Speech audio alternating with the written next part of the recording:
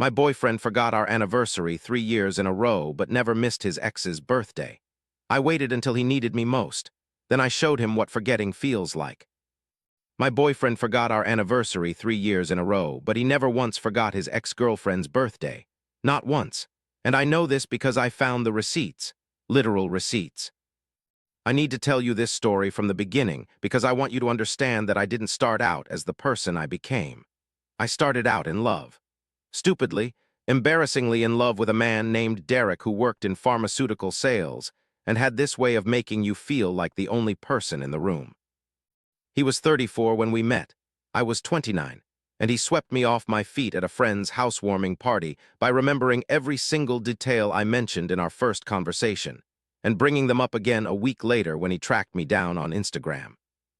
"You said you loved Thai food but hated cilantro," he messaged me. "I know a place that makes everything cilantro-free, Saturday." I thought it was romantic. I thought it meant he was attentive, that he listened, that he cared about the small things. I didn't realize then that Derek had a very selective memory.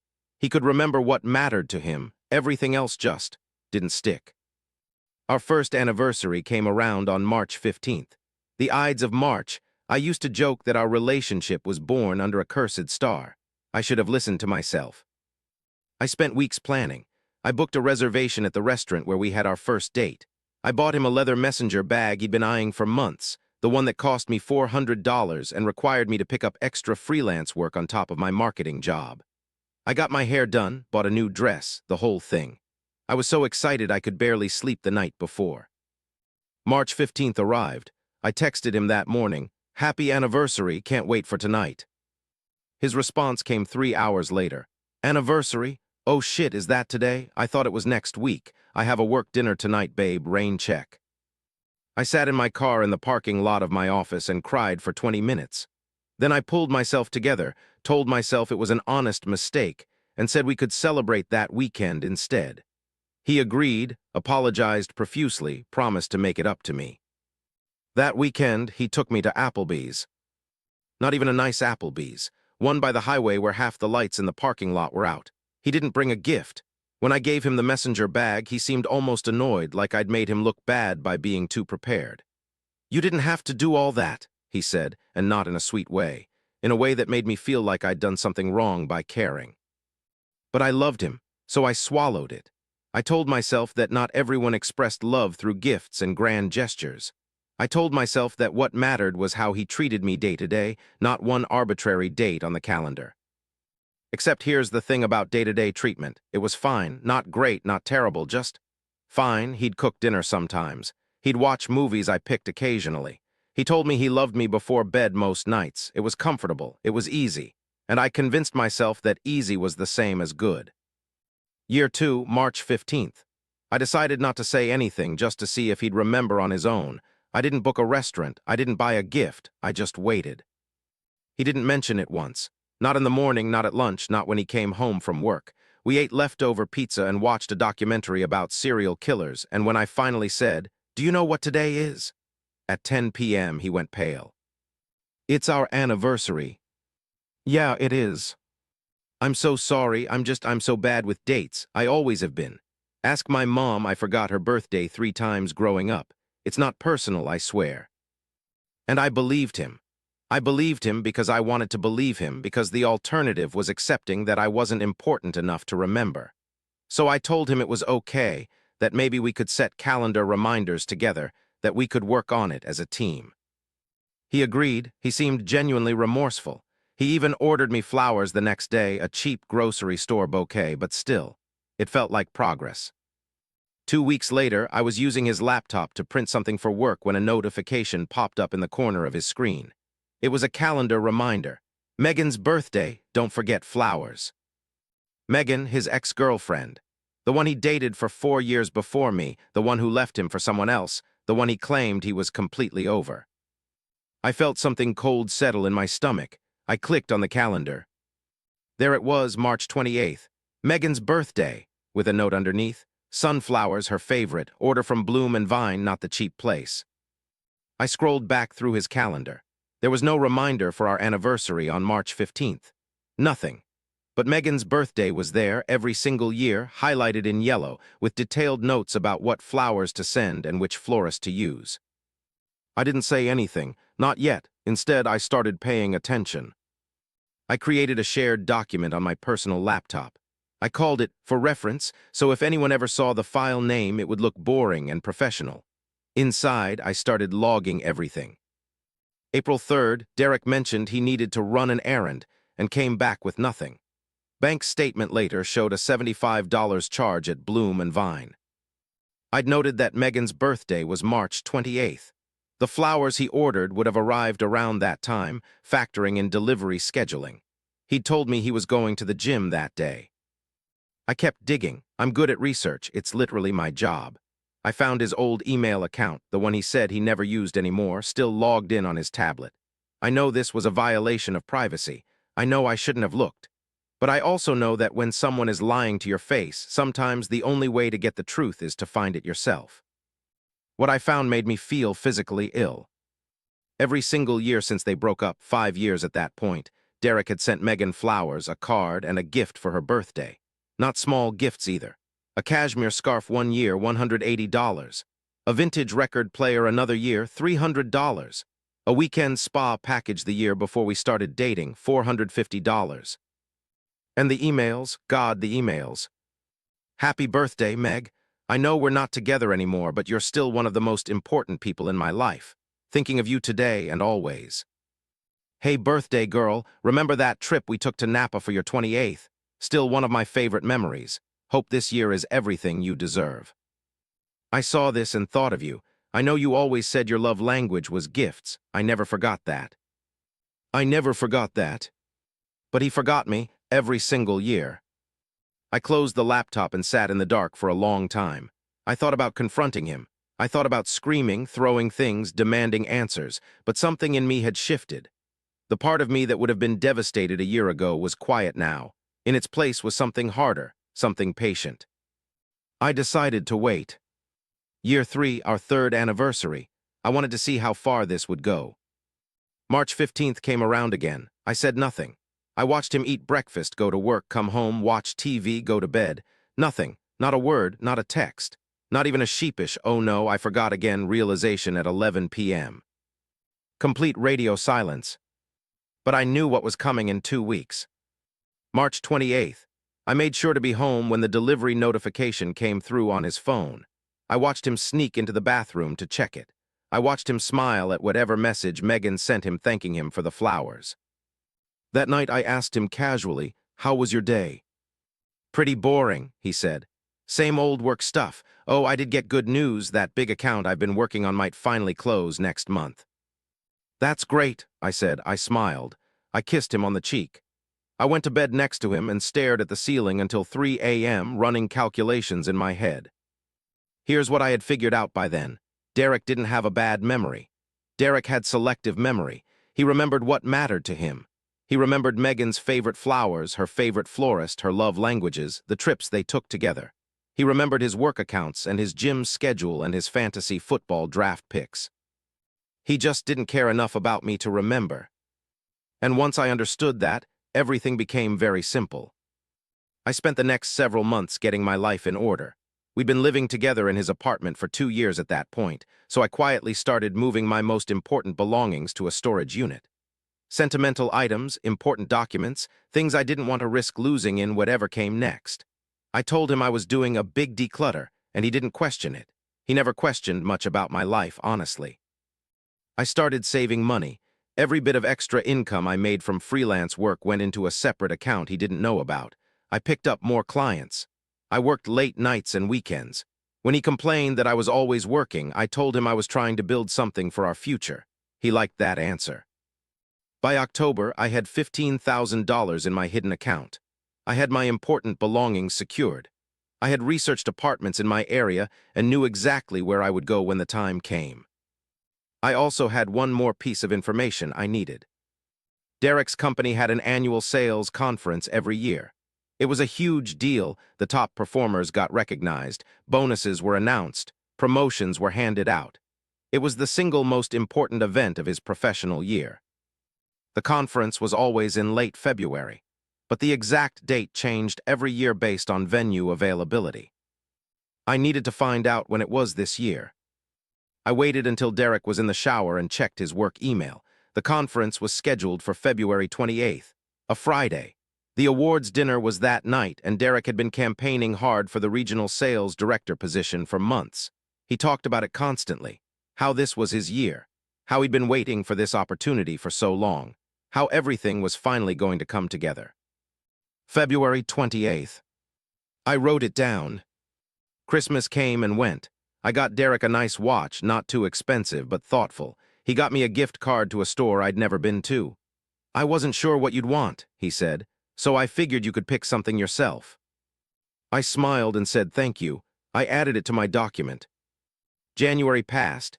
Derek was a mess of stress and anxiety about the conference, about the promotion, about proving himself. I was the supportive girlfriend. I rubbed his shoulders when he was tense. I made him coffee in the mornings. I told him how proud I was of him. I meant none of it. February 14th, Valentine's Day.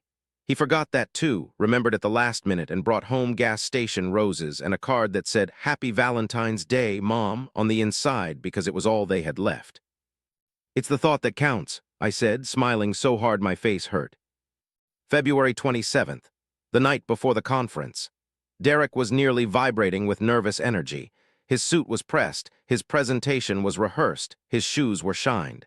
He kept asking me if I thought he'd get the promotion, if I believed in him, if I'd be proud of him no matter what. Of course, I said, I'll always be proud of you. He hugged me tight. You're the best, I'm so glad I have you. I'm glad I have you too, I said. Hey, can you do me a favor? I need to go visit my mom tomorrow. She's having some health issues and I want to be there for a test she's having. Can you drop me at the train station in the morning before you head to the conference? His face flickered. Just for a second, I saw the calculation. He didn't want to deal with anything that might throw off his perfect day. But he couldn't say no, not when I was asking about my sick mother. Of course, what time does your train leave? 8 a.m. The conference doesn't start until noon, right? You'll have plenty of time. Yeah, okay, we can do that. That night after he fell asleep, I finished packing. I didn't take much, just clothes and essentials. Everything else was already in storage or had been quietly removed over the past several months. I left things looking normal enough that he wouldn't notice anything was wrong in the morning.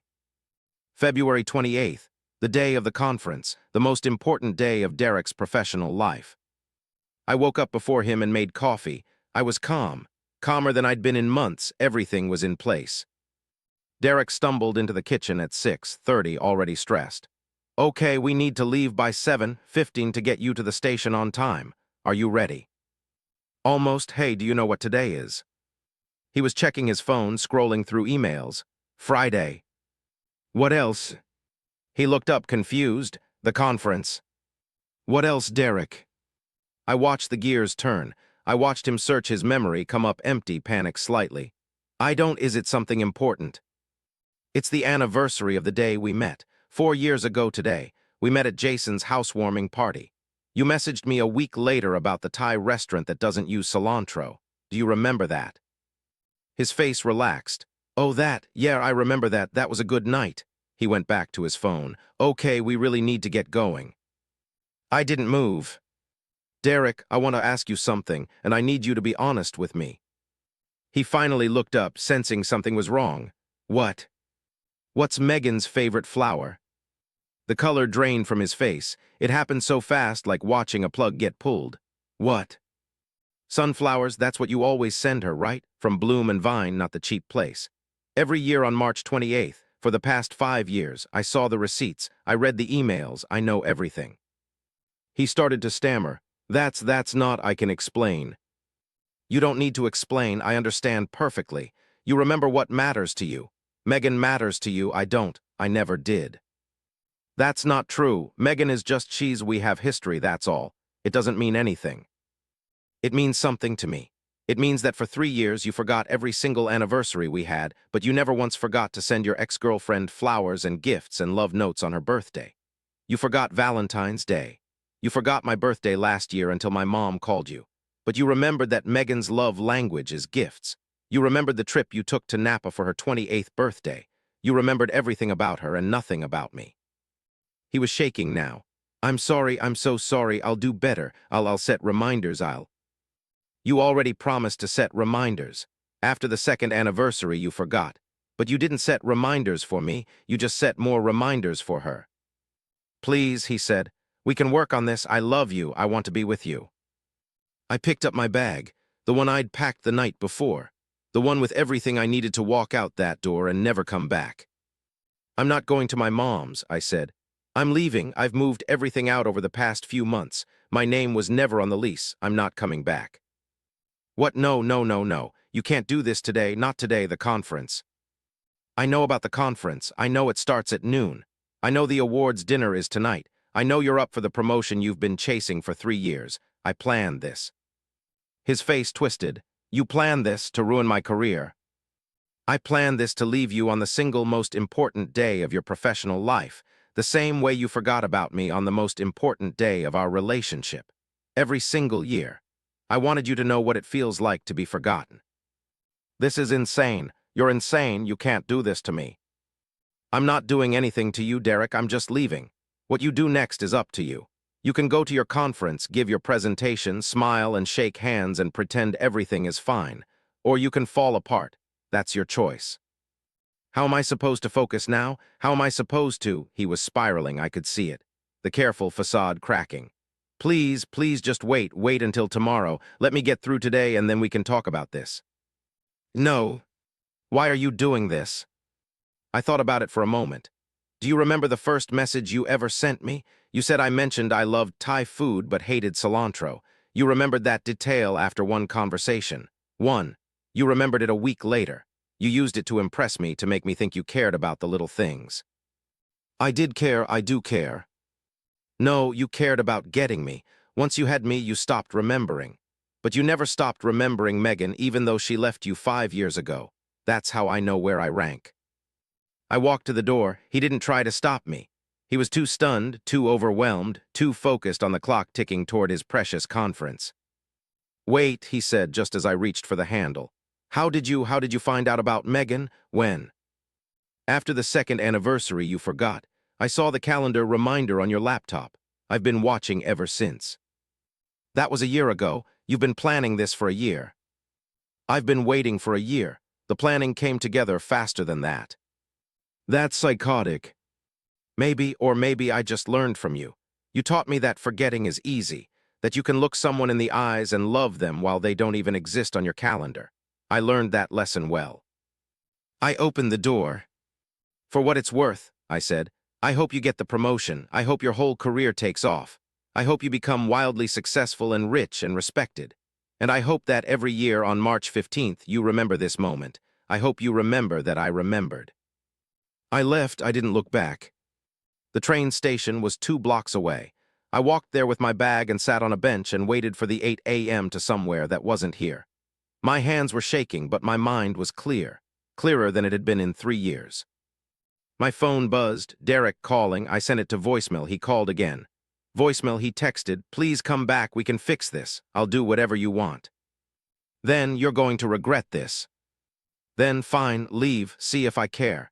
You were never as important as you thought you were anyway. I screenshot that one and added it to my document, for reference. The train came. I got on. I watched the city slide past the window and felt something I hadn't felt in years. Freedom. Freedom from waiting to be remembered. Freedom from being good enough to date but not good enough to celebrate. Freedom from being second place to a woman who left him 5 years ago and probably didn't even know he was still sending her flowers. I found out later how the conference went. Mutual friends told me. Derek showed up on time, but he was off all day, distracted, made mistakes in his presentation that he'd never made in rehearsal, snapped at a colleague who asked if he was okay. By the time the awards dinner came around, he'd already been told privately that the promotion was going to someone else. Not because of one bad day, they assured him. It was a combination of factors: performance reviews, client feedback, leadership potential. But I'm sure the bad day didn't help. He didn't get the promotion. The person who did was a woman named Priya who'd been with the company 2 years less than Derek. I heard he complained about it for months, said the whole thing was rigged, said he would have gotten it if he hadn't been dealing with personal stuff. He never mentioned what the personal stuff was. Too embarrassed to admit his girlfriend dumped him on conference day, I guess. I moved to a new apartment across town. I threw myself into my work. I got promoted myself 6 months later.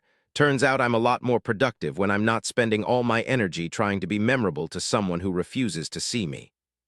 I dated again eventually, slowly, carefully. I was honest about what I wanted, someone who showed up, someone who remembered, someone who made me feel like I was worth putting on a calendar. I found that person. His name is Marcus. On our first anniversary, he woke me up with breakfast in bed, gave me a photo album he'd spent months putting together, and took me to a surprise weekend getaway he'd been planning since January. "How did you remember all this?" I asked him, genuinely confused. It was like speaking a foreign language. He looked at me like I was crazy. "How would I forget? It's our anniversary." I cried. I cried so hard he got worried and asked if he'd done something wrong. I couldn't explain it to him. I couldn't explain that for 3 years I'd been trained to believe that forgetting was normal, that caring was too much to ask, that I should be grateful for gas station roses and Applebee's because at least it was something. Marcus didn't understand that. He couldn't fathom a world where you didn't remember the person you loved, and slowly neither could I. It's been 3 years since I left Derek.